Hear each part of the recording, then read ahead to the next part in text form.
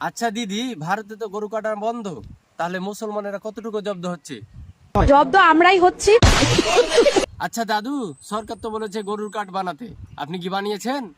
14 বছর পরে আমরা নিজের কাঠ ঠিক করতে গাঁড় ফেটে গেল আমাদের।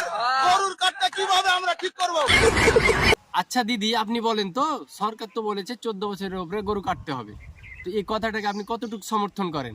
14 বছর পরে গরু কাটা হবে, 14 বছর পরে মাকেও কাটা হোক। ঠিকই তো বলছে, গোমাতা তো মা। 14 বছর পরে মাকে কাটা হবে, গরুকে কাটা হবে, মাকেও কাটা হোক। 14 বছর হয়ে গেছে। আরে দিদি, আপনি এ কি কথা বললেন? আচ্ছা দাদা, আপনি বলেন তো, সুযোগটা কাদের দেওয়া উচিত? আমরাই গরু পুষছি, মুসলিম জাতি কোটা গরু পুষে।